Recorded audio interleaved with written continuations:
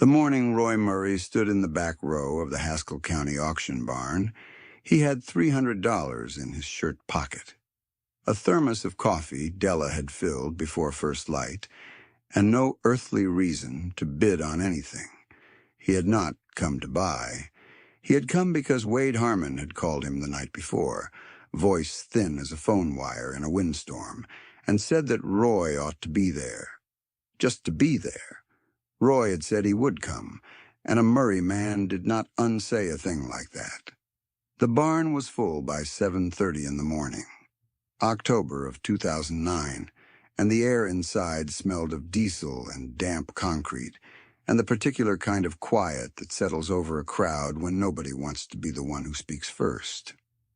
Wade's combine rolled through the main doors on a flatbed. At 8:02, a 2004 machine that Wade had bought new and financed over 7 years at an interest rate that had looked reasonable in the spring of 2004 and had looked like a millstone by the fall of 2008. Behind it came the grain cart, the header trailer, the field sprayer, and 2 tractors with cabs so clean you could still read the decal lettering on the side panel. Roy watched from the back row without writing anything down. He held his thermos in both hands and let the coffee warm his palms through the aluminum.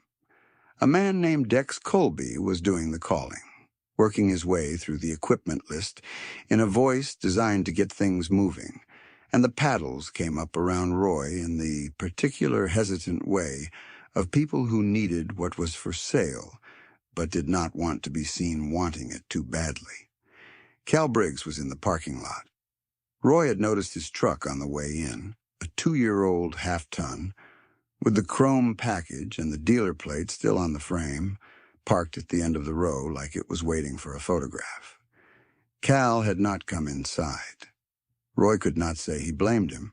What Roy knew, and what most of the paddles in that room had not yet sat down to calculate, was that the 2004 Combine on the flatbed would sell for somewhere between $85,000 and $93,000, and that Wade still owed the finance company $112,000 on it. The gap between those two numbers was not a gap. It was a hole, and the hole was only the beginning of a longer accounting that Roy had watched building for 11 years, one program payment at a time, one operating loan at a time, one shiny piece of equipment at a time, until the weight of it had become something that neither a good wheat year nor a federal payment schedule could lift. Let me tell you how a man gets to a morning like that one without being the man standing next to the flatbed. Roy's father, Dale Murray, had farmed 480 acres of dry land ground in Haskell County for 31 years. He had grown up watching the foreclosures of the 1930s from a distance close enough to smell them, and whatever that particular education had done to his instincts, it had done the job completely. Dale never carried debt he could not pay from the current crop. He drove equipment until it embarrassed everyone in the family except himself. He ate sandwiches from a tin box at the field edge when everybody else was driving back to town for a noon meal. Not because he was poor, but because driving back to town cost fuel and time. And Dale Murray was precise about the things he could control. He died in the spring of 1984, a Tuesday in April when the wheat was just showing green, and Roy was 31 years old and standing in a county extension office when the call came through. He drove the 2 hours back to the home place without stopping. And that evening, after the neighbors had come and gone and Della had put the covered dishes in the refrigerator, Roy sat at the kitchen table under the single hanging bulb and opened the ledger his father had kept since 1953. The liability column on the last page read 0. Not a small number, not a manageable number. 0. 31 years of farming, and the man had ended it without owing anyone a cent. Roy sat with that number for a long time. He turned back through the pages and read the entries the way you read a letter.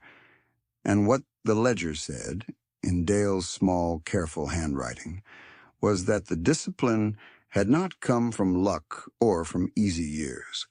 There had been drought years in the 1950s and low-price years in the 1960s, and the inflation years of the 1970s.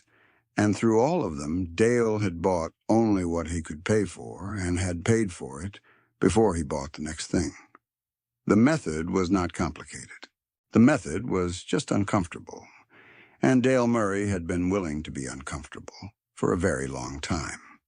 Roy inherited 480 clear-titled acres and a zero at the bottom of the liability column, and he decided that night that the zero was the inheritance that mattered. The first test of that decision came in the spring of 1985, when Roy drove 45 minutes to Cal Briggs's equipment dealership to look at a combine. His own machine, a 1973 model that he had taken with the farm, was showing its age in ways that Roy could diagnose but not always repair in a single afternoon, and he wanted to understand what a newer machine would cost and whether the numbers worked at his current acreage. Cal was behind the counter when Roy came in, and he had the look of a man who had already sized up his morning's prospects and placed them in order.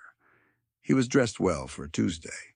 He had a way of resting his elbows on the counter that communicated ease and authority simultaneously, the way a man does when he is comfortable being the person who knows the prices. Roy told him what he farmed and what he was looking at, and asked about terms.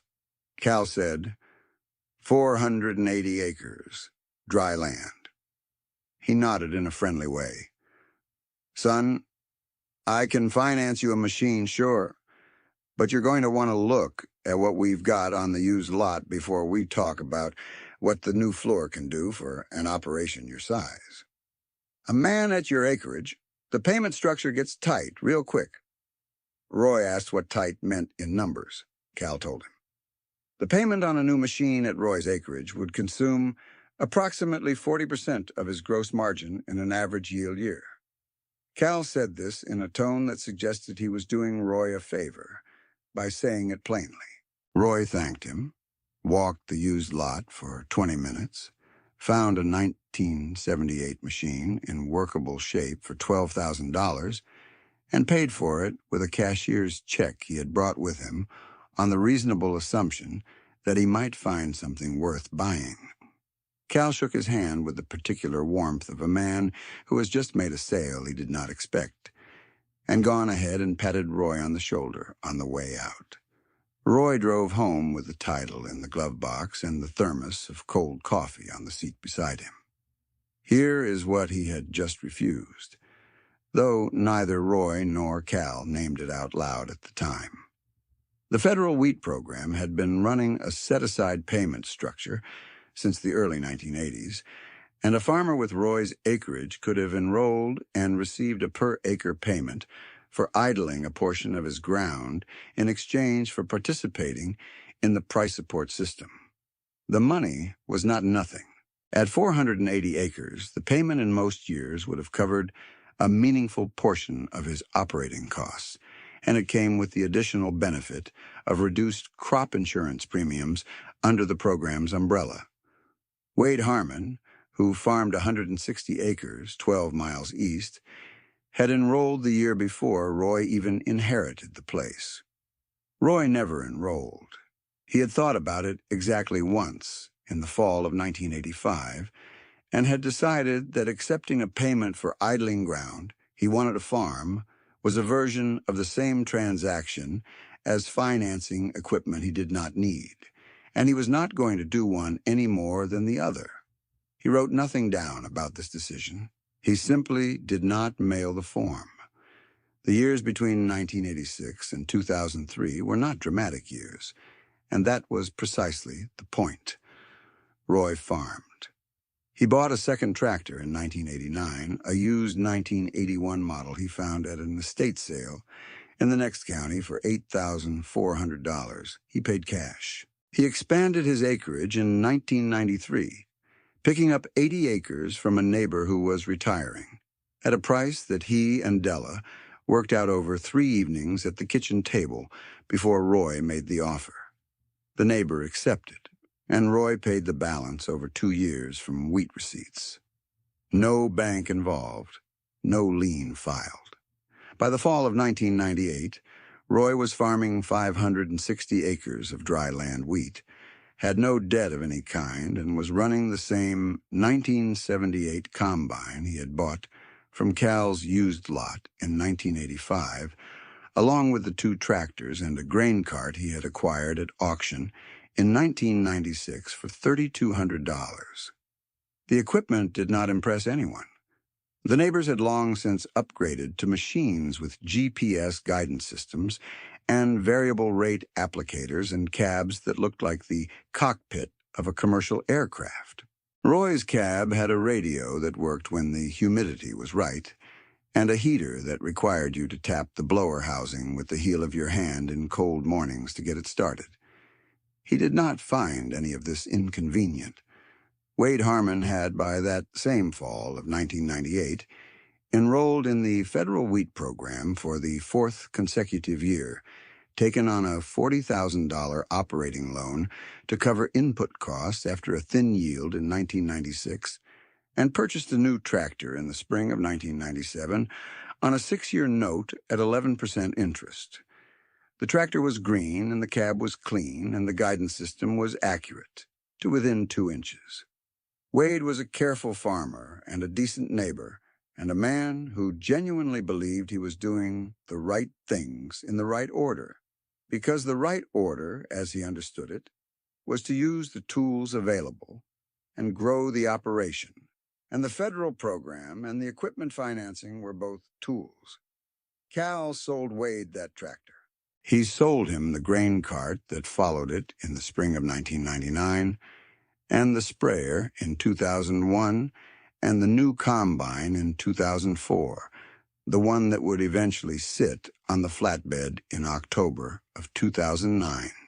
Each sale was financed because Wade's available cash was committed to his operating loan structure and his program enrollment requirements, and because financing was what you did when the cost of the machine exceeded what you had on hand. Cal's service manager knew Wade's payment schedule by heart. It was that kind of relationship. Now, if you found this story, go ahead and drop a comment below. I'd be glad to know what county you're from, or whether you knew a Roy Murray or a Wade Harmon in your own neighborhood. Then come back, because here is where the numbers start telling the truth. The spring of 2002 was a low-price year and a dry one. And the co-op on the main road into Gaimon was the kind of place where men stood at the counter with their coffee cups and said the things they were not quite comfortable saying anywhere else. Roy came in on a Wednesday morning in late March to pick up a parts order, and Cal Briggs was at the counter with 2 other men whose names Roy knew and whose opinions he did not especially seek. Cal saw Roy come through the door and said, loud enough for the counter and the 2 men beside him and the parts clerk behind the register, "Here comes Roy Murray, still hauling wheat in that Depression-era rig." He said it with a grin that was genuinely friendly on the surface and was the whole point of the wound underneath. "Roy, I keep telling myself one of these years, you're going to walk in here and buy something built in the same decade as your house." One of the other men laughed. The parts clerk handed Roy his order without making eye contact. Roy took the box and said, "She runs." Cal shook his head in the fond, pitying way of a man explaining a simple truth to someone who is choosing not to receive it. "Roy, a man can't build equity on equipment older than his children. You keep farming like it's 1955, and the only thing you're building is a story nobody's going to want to hear." Roy said, "Maybe so," and went back to his truck. He did not defend the arithmetic. He never had, in all the years since that first transaction at the used lot. and he was not going to start at the co-op counter. The arithmetic did not need defending.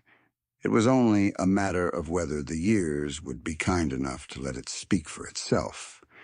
And Roy was patient in a way that had cost him real patience, not the easy kind. Let me tell you about the 1 year when that patience cost something he could feel.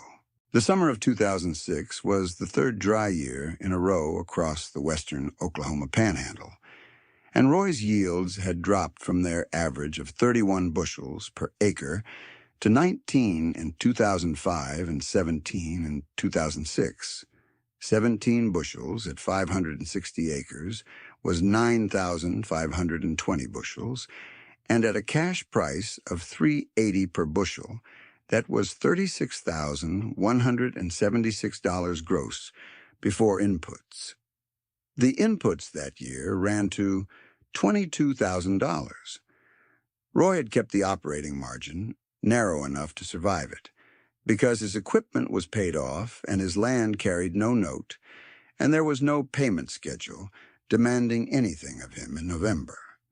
He came through the year with a thin, positive balance and a long face. Della asked him in September of 2006, one evening after supper when the light through the kitchen window had gone the color of old copper, whether it might be worth enrolling in the program just for 1 year, not as a principal, just as arithmetic. Roy looked at the ledger on the table between them for a moment. He said, "No." He said it without anger and without a speech attached to it, and Della nodded once and got up to put the dishes in the sink.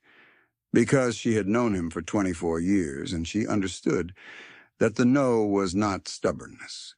The no was that he had watched what the program did to a man's decision-making over time, the way it changed what you planted and when you planted it, and how much ground you kept in production, and he did not want his decisions shaped by a payment schedule he had not written himself.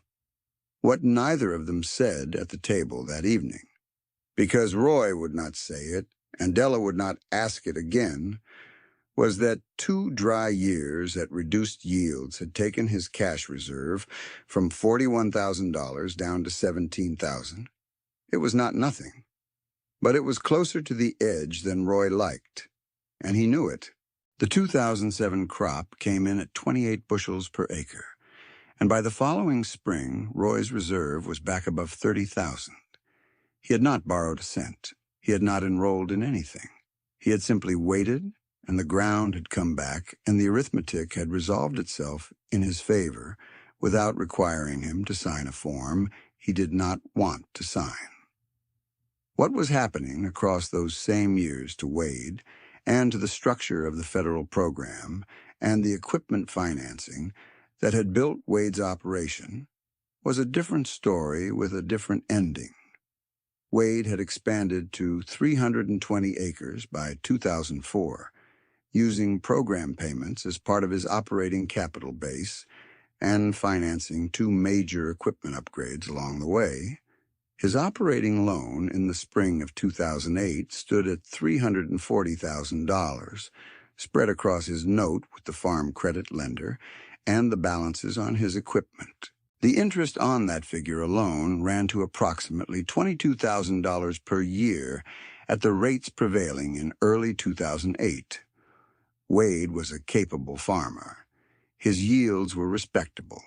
He kept his equipment in good repair and his fields clean and his paperwork current. The problem was not competence. The problem was the arithmetic of what $340,000 in debt required of him every November, regardless of what the market did between planting and harvest. In the fall of 2008, hard red winter wheat traded down through $7 a bushel and kept going, and the farm credit system, responding to losses in a much larger world than Haskell County, began tightening the terms on operating loans in ways that made renewal difficult for borrowers who were already fully committed. Wade received a letter in October that said his renewal would require additional collateral or a significant principal reduction by the 1st of December. He did not have the collateral. He did not have the principal reduction. He had a 320-acre farm and a debt load that the current market price of wheat could not service. Cal's receivables were not in better shape. He had sold equipment to 11 operators in the county on financing structures that depended on those operators' ability to service their notes from operations, and by the winter of 2008 and into 2009, 3 of those operators had fallen behind, and 2 more were in negotiation with their lenders. The notes Cal held were not the primary debt in most cases, but they were part of the same structure. And when the farm credit lender called Wade's operating loan, Wade's ability to service the equipment notes went with it. Cal's dealership had a comfortable-looking balance sheet in 2007 and a much less comfortable one by the spring of 2009. Roy spent the fall of 2008 farming his 560 acres, hauling his grain in the same 1978 combine he had been running for 23 years, and depositing his receipts into the same checking account he had held at the same bank in Guimont since 1984. His yield that year was 29 bushels per acre on 560 acres, which at the reduced price of $5.50 per bushel came to $89,600 gross. After inputs, his net was $61,000. It was not a spectacular year. It was a solvent one. He watched the letters arrive in the county the way a man watches a weather system build on the horizon. He did not take pleasure in it. He had known Wade Harmon for 20 years, had helped him pull a combine header out of a fence row in 1999 and shared a meal at his kitchen table more times than he could count. And the spectacle of a good farmer's operation, unwinding because the arithmetic had finally come due, was not a satisfying thing to watch. It was just a thing that happened when the structure depended on prices staying where the original loan officer had assumed they would stay. The auction in October of 2009 ran for 4 hours. Dex Colby moved through the equipment list with the professional efficiency of a man who had called more auctions than he cared to count, and the crowd bid steadily, if not enthusiastically, because the equipment was real and the need for it was real and the distress of the seller was nobody's particular business except Wade's. Wade stood near the south wall and did not bid on anything. He had his hands in his jacket pockets and his hat pulled down, and Roy watched him from the back row with the thermos in his hands and did not move toward him until the last item had sold and the crowd had thinned to the people who were settling their paperwork with Dex's assistance. Wade looked at Roy and said, $603,000. His voice was even. That's what it all brought. He paused. I owed $340 on the equipment alone. The land note is separate. Roy did not say anything for a moment. Wade said, the land goes to the bank. They're selling it. He stopped there. He had more to say and could not get to it. And Roy let the silence sit because Wade did not need it filled. Outside in the parking lot, Cal's chrome package truck sat where Roy had noticed it on the way in. Cal had not come inside. His service manager had attended on his behalf, and the service manager had the look of a man doing arithmetic in his head that he would rather not be doing. The final tally of the auction had settled something that Roy had never needed settled and had never asked to have settled. Wade's equipment had sold for $603,000 against debt of $340,000, which meant the equipment auction covered the equipment notes but left the land note unpaid and the farm itself in the bank's hands. Cal's receivables on his 2 delinquent accounts had been partially recovered through the auction proceeds, but the dealership had already written down a significant portion of the shortfall to close out the quarter, and the write-down was a matter of public record in the county filings. Roy knew this because Della had read him the figure from the County Recorder's Digest one morning in November, not as a point of satisfaction, but as a plain fact that explained the general shape of what had happened. Roy drove home from the auction without stopping. He told Della that evening what the equipment had brought and what Wade had said, and what the land would likely do, and Della listened, and then put her hand flat on the kitchen table, in the way she did when she was thinking through something practical rather than speaking it. In the spring of 2010, the bank listed Wade's 160 acres. The assessed value in 2011 was $1,200 per acre, which put the parcel at $192,000. Roy had, by that spring, a cash reserve of $68,000 accumulated across the previous 12 years of debt-free farming, and he went to see the bank officer in Guimont on a Thursday morning in March and asked about the terms. The bank officer, a man named Stu Ferris, who had been at that desk for 15 years and had the look of someone who had grown tired of delivering bad news, seemed genuinely surprised that someone was offering cash for the parcel without requiring a loan. He went over the number twice. He said the bank would accept fair assessed value. Roy wrote the check in April of 2011 for $192,000, which took his cash reserve to effectively zero and required him to farm the following 2 years on tight margins before the reserve rebuilt itself. He did not find this alarming. He had been through tighter margins on years when the drought had made the decision for him. This time he had made the decision himself, and that was the way he preferred it. He called Wade before the ink was dry in the title transfer. Not to tell him, to ask whether Wade wanted to lease back a portion of the ground and build some operating capital before he decided what to do next. Wade came over that evening and sat at Roy's kitchen table, and Roy put coffee on, and Della brought cups out, and then went to give the two men the room. Wade looked at the table for a long time before he spoke. He said, "Roy, I don't know how you—" He stopped. He tried again. "I did everything they told me to." His voice had the quality of a man who had been working up to saying something for a year and was not finding the words as ready as he had expected. Roy poured coffee into both cups and said, "I know you did."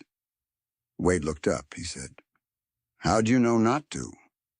Roy was quiet for a moment. He said, "My father's ledger had a 0 on the last page." He set down the pot. That was his whole argument. Wade leased back 80 acres of the 160 the following spring at $30 per acre, below the county average, and farmed it for 3 years while he rebuilt his capital base. He paid on time, every time, and did not miss a payment. Roy never raised the rate during those 3 years, and when Wade eventually moved off the lease to rent ground closer to where his son had settled, they shook hands in the same parking lot where Roy had watched Dex Colby call the auction 4 years earlier, and Wade said that was the most useful 80 acres he had ever farmed. Cal Briggs ran the dealership for 3 more years after the 2009 collapse, and then sold it to a regional chain in 2012. Roy ran into him at the co-op in the fall of 2013. Cal was still well-dressed and still stood at counters with his elbows resting in a way that communicated ease, though the ease had a different quality to it now. Less the ease of a man who has never been wrong about anything important, and more the ease of a man who has made his peace with having been wrong about something he did not see coming. Cal looked at Roy for a moment and then said, "That old combine ever give out on you?" Roy said, 2008. Replaced it with a 94. Cal nodded. He said, "What'd you pay for it?" Roy said, 14-2. Cal was quiet for a moment. He said, cash? Roy said, yes.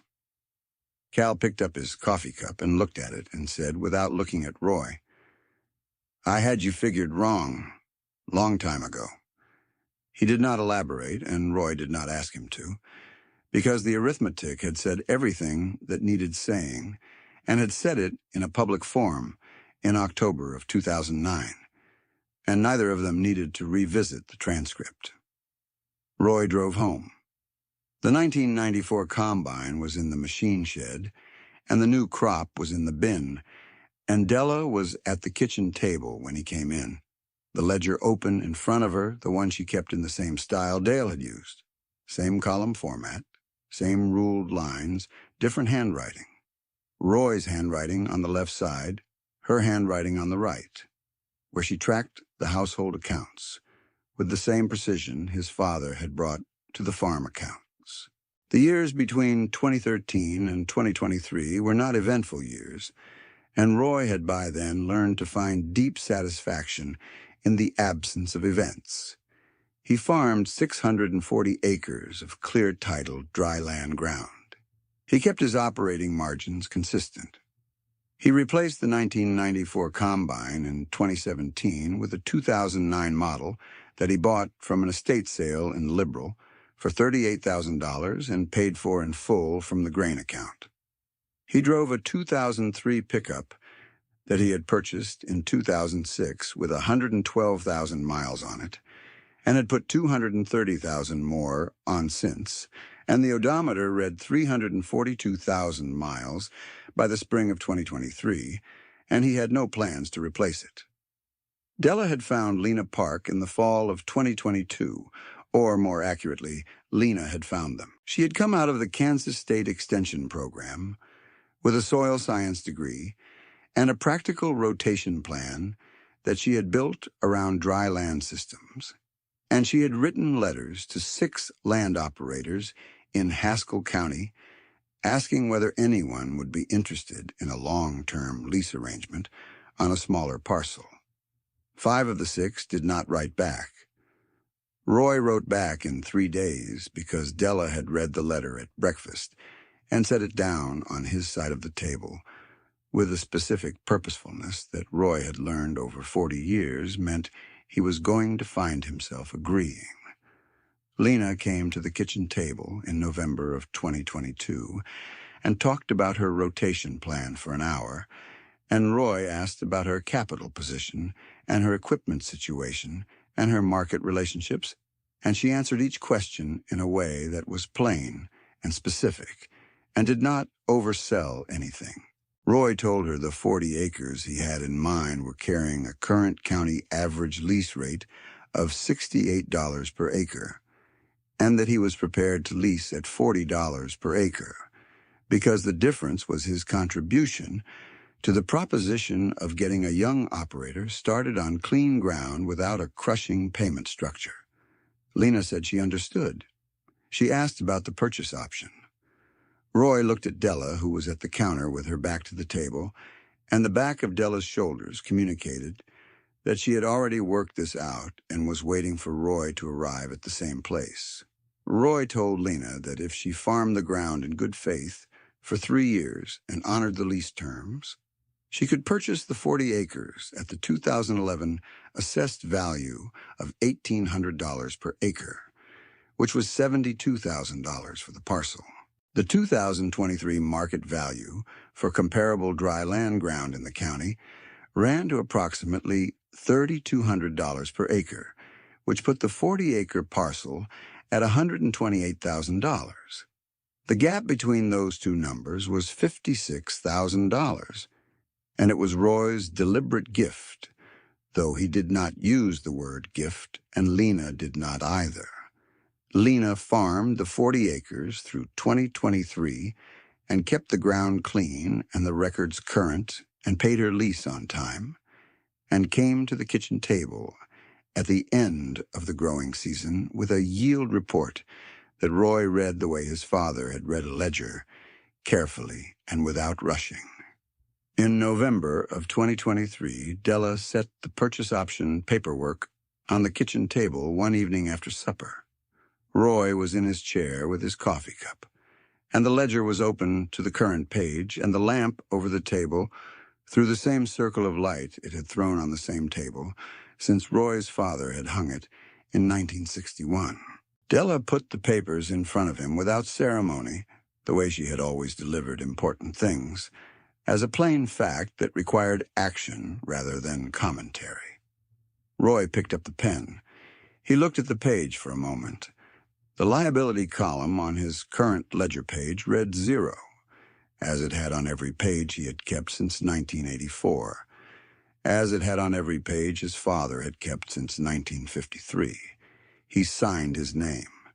He set the pen down and looked across the table at Della, who was sitting in her chair with her own coffee cup, watching him with the expression she reserved for moments when something had come full circle, in a way that required no words to complete.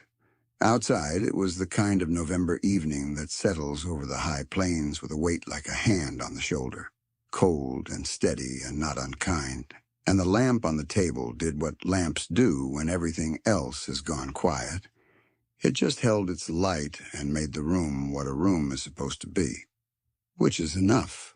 Roy's 2003 pickup sat in the yard, with 342,000 miles on it, and the heater that still needed a tap on the blower housing in the cold mornings to get it started. His 640 acres lay in the dark outside the window, clear titled, and 100 miles east of nothing in particular.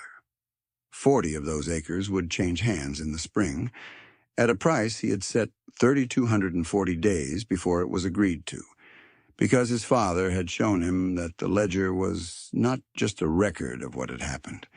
It was a statement of what a man intended to leave behind. Della reached across the table and picked up the signed papers and set them in the folder she had prepared, and Roy refilled his cup from the pot on the counter, and the kitchen settled into the particular quiet of a house where the work of the day has been done correctly, and there is nothing left to do tonight except sit with it.